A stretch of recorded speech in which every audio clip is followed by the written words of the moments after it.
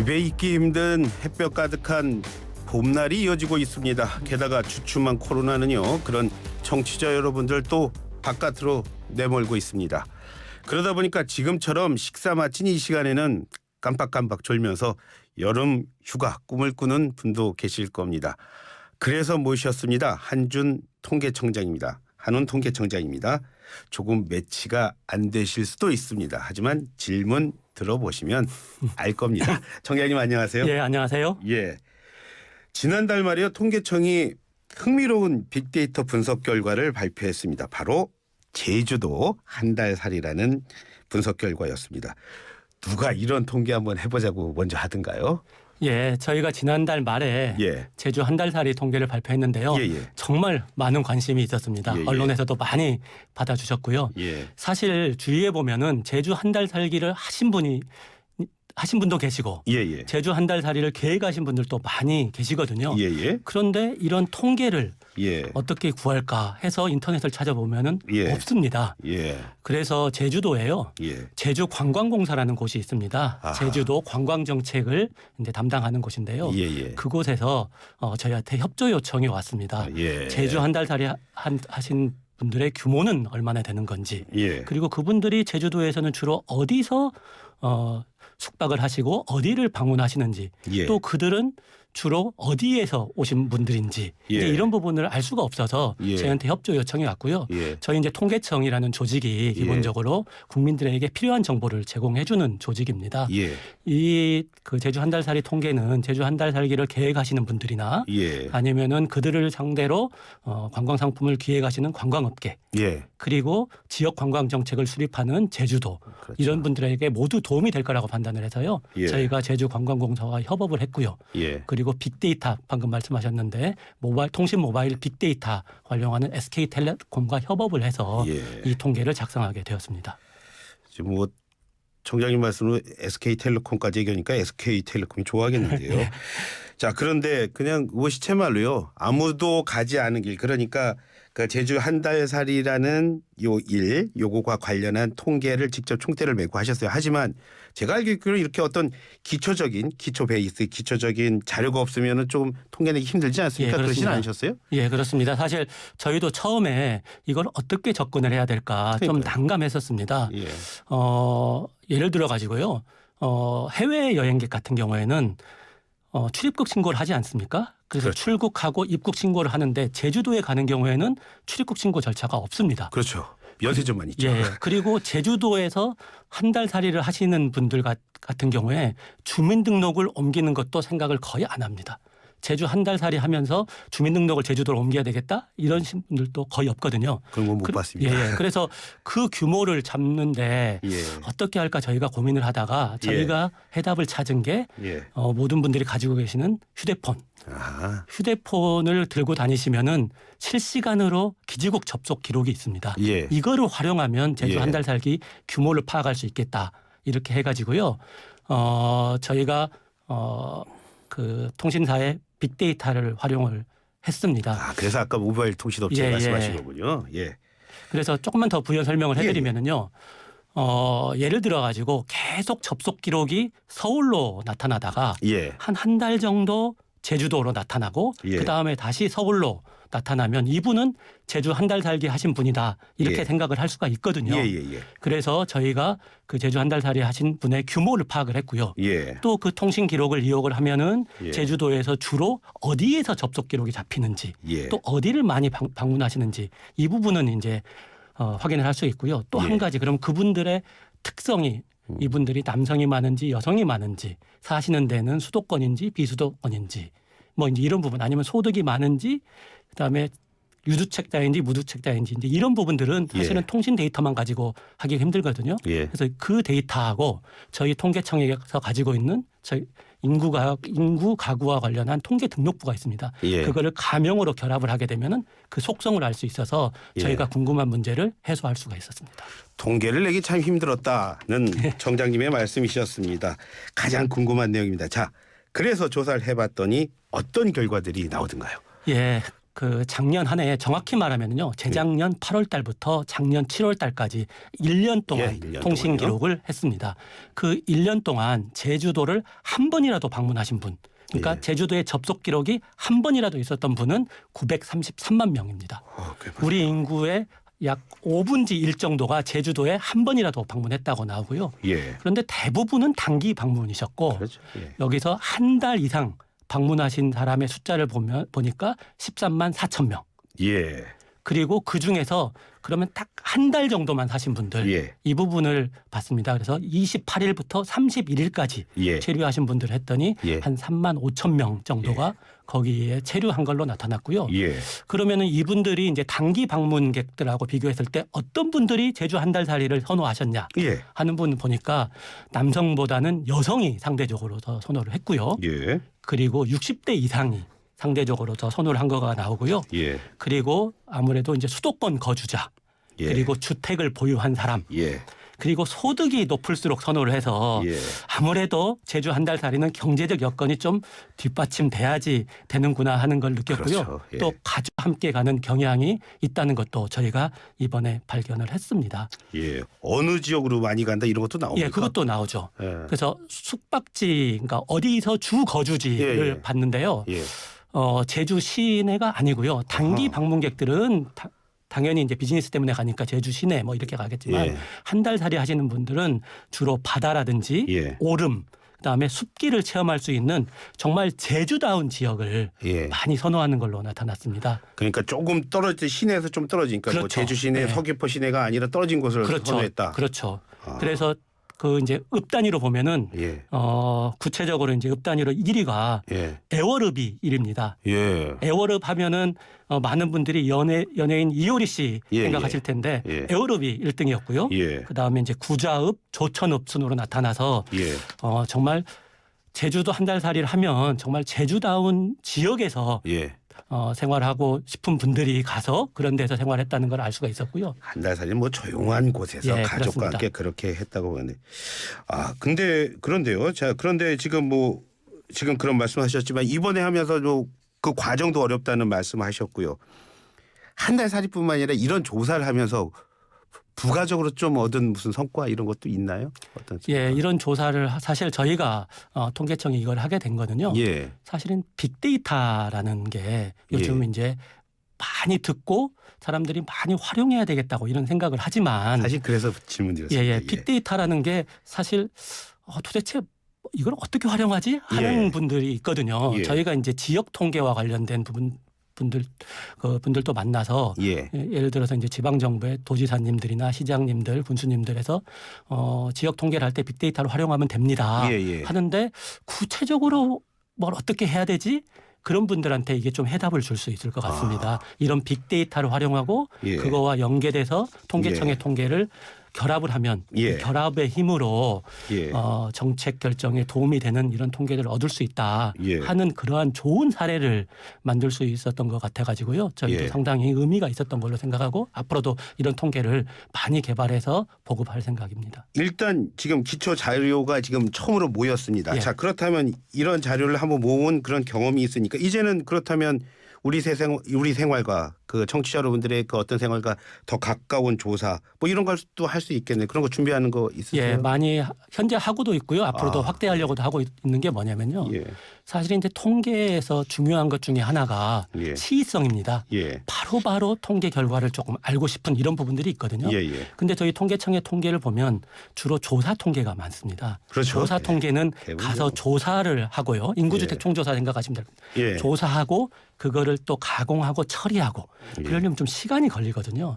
근데 이제 이런 빅데이터는 바로바로 얻을 수 있거든요. 그래서 예를 들어 가지고 저희 이제 산업활동 동향이 있습니다. 거기에 이제 소비도 있고 그다음에 생산도 있고 이런 부분들이 있습니다. 근데 보통은 그 전달 거를 그 다음 달 말해야 이제 알 수가 있거든요. 이제 소비는 굉장히 빨리빨리 변하기 때문에 그 부분을 바로 파악을 해야지 정책에 도움이 되거든요. 그래서 저희가 이제 신용카드 사용하는 거를 바로바로 그 주에 신용카드 사용한 거를 체크를 해서 그 다음 주에 발표를 합니다.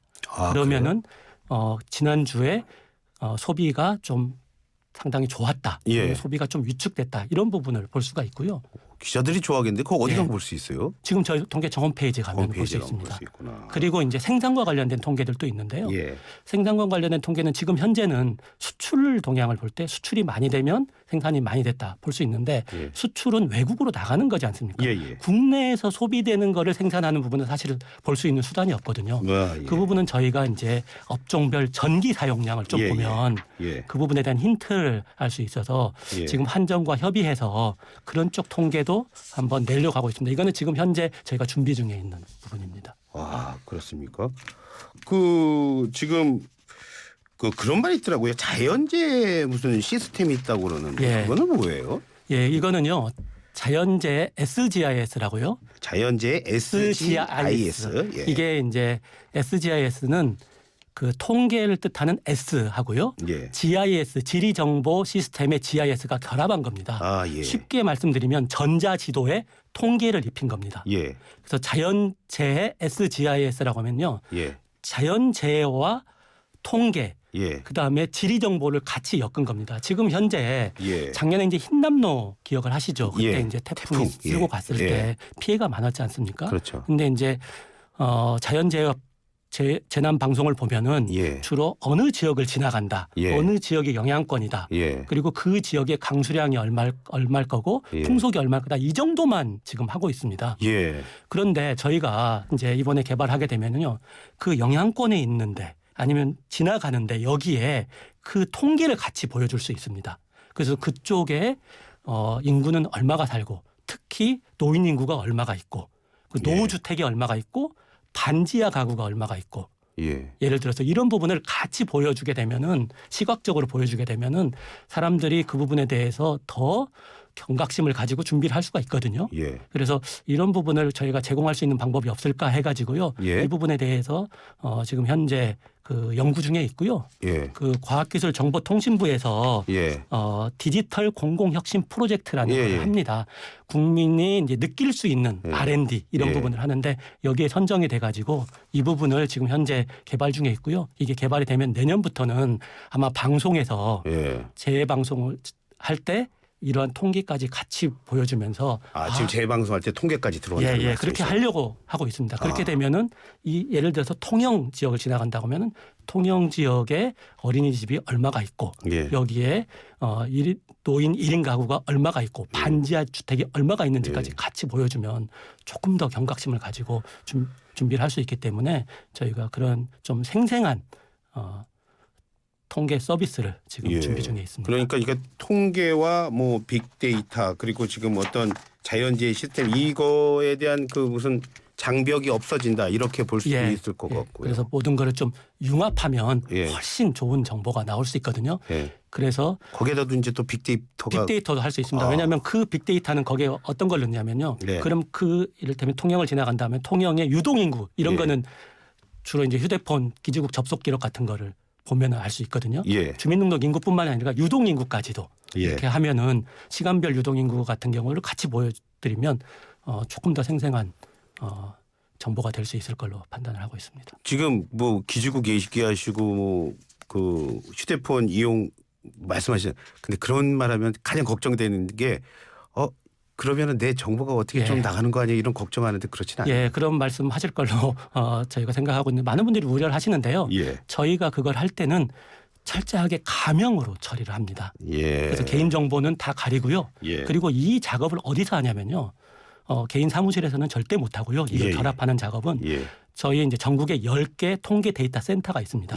그 통계 데이터 센터에 가서 이걸 결합을 하고 그 결합한 정보를 갖고 오는 게 아니고요. 그 결과값만 가지고 나옵니다. 그래서 개인 정보는 전혀 손대지 않고 그 결과값만 가지고 와서 국민들한테 제공을 해드리고 있습니다. 청장님도 그 사람이 누군지는 절대 모신다.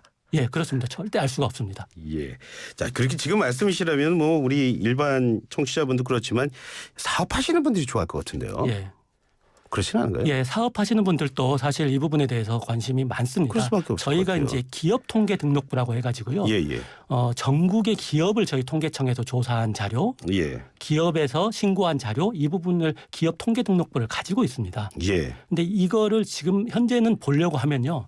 아까 말씀드린 것처럼 통계 데이터 센터 가서 이걸 분석을 해야 됐습니다. 근데 저희가 지난달 29일에 새로운 서비스를 이제 오픈을 했는데요. 기업 생태 분석 지도입니다.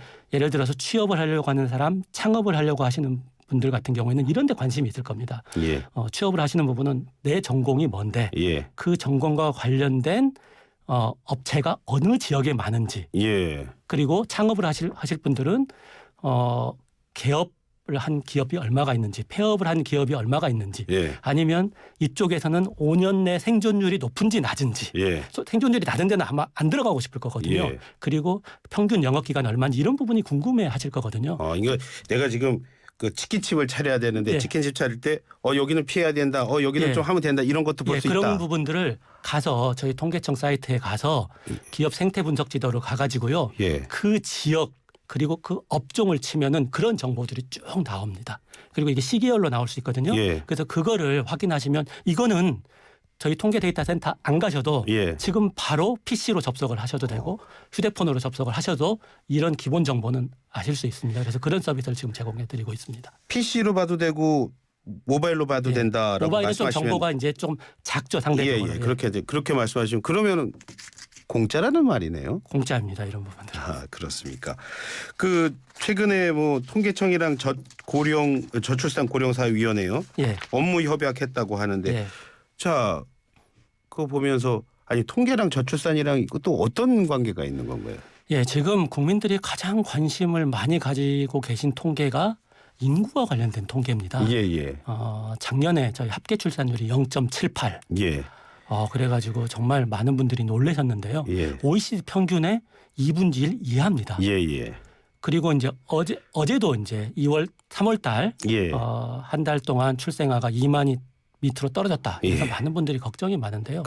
이 저출산과 관련된 지표를 한눈에 볼 수 있도록 하는 서비스를 저희가 개발 중에 있습니다. 저출산과 관련된 지표가 사실 굉장히 많습니다. 왜냐하면 저출산이 참 다양한 원인이 있거든요. 사회 경제적 요인도 있고요. 그리고 가치관 문제도 있고 그리고 경쟁적 사회 환경도 있고 이러한 다양한 요소들이 있기 때문에 저출산과 관련된 지표들이 굉장히 많습니다. 저희가 그거를 모아가지고 제공을 하려고 하고 있고요. 그러다 보면은 좀 부족하다고 싶은 통계는 저희가 만들어서 제공을 하려고 합니다. 그러다 보니까 저출산 고령사회위원회, 저출산 정책을 총괄하는 고령사회위원회에서 관심을 가지셔가지고요. 그쪽에 하고 저희하고 협업을 통해서 하기로 했습니다. 끝으로 말이죠. 지금 정재님 말씀 들으면은 통계가 좀 재밌긴 한 것 같은데 왜 이렇게 우리 국민들 통계하면 힘들어하고 어려워하고 일단 접근하기부터 싫어하고 그럴까요? 끝으로 한 말씀 해주시죠. 통계에 관련되면은 사실 통계가 수학과 같이 엮여 있지 않습니까? 학교에서 배울 때. 그래서 그런가 봐요. 그러니까 수학을 배우다 보면은 맨 뒤에 이제 확률 통계가 있거든요. 그러다 보니까 수포자들인 경우에는 확률 통계까지는 배우지도 않고 넘어가는 경우가 많습니다. 그래서 저희가 이제 집중적으로 지금 홍보하는 게요. 좀 생활 속에서 우리가 통계를 경험할 수 있도록 하는 서비스를 많이 하자고 해가지고요. 저희가 이제 그 홈페이지라든지 뭐 이런 데에서 좀 시각화된 통계 서비스를 좀 제공하고 국민들이 관심 있는 통계를 제공하자 하는 부분입니다. 한 가지만 제가 말씀을 드리면요. 우리 이제 저출산과 관련해 가지고 저희가 사회조사를 하고 있습니다. 그러니까 사회조사라는 건 국민의 인식조사거든요. 인식조사. 통계가 주로 국민들의 사는 모습과 관련된 조사인데 국민의 인식조사도 하고 있는데 그걸 모르시는 분들이 많이 계시더라고요. 예를 들어서 결혼과 관련해 가지고 결혼을 꼭 해야 되느냐, 결혼을 해야 한다고 생각하시는 분들의 비율을 보면은 50%밖에 안 됩니다. 나머지 분들은 결혼을 해도 좋고 안 해도 좋다. 하지 말아야 된다 심지어. 잘 모르겠다 이런 분들이 50%고요. 결혼을 해야 된다고 생각하는 분들이 50%인데 또 이 통계도 한번 연령대별로 보면요. 이게 50%는 13세부터 노인들까지 다 포함한 거거든요. 정작 결혼을 해야 될 20대는 35%밖에 안 되고요. 그리고 10대는 29%입니다. 이런 상황들도 저희가 보여드리면서 저출산과 관련된 정책을 세울 때 참고를 할 수 있을 거거든요. 그래서 저희가 좀 국민들이 관심 많은 통계 이런 부분도 제공해드린다는 말씀을 드리고 싶습니다. 옆에 계신데 사실은 참 대단하신 게 몇 퍼센트를 보지 않고 다 외우십니다. 대단하십니다. 오늘 말씀 감사합니다. 감사합니다. 지금까지 한훈 통계청장과 함께했습니다.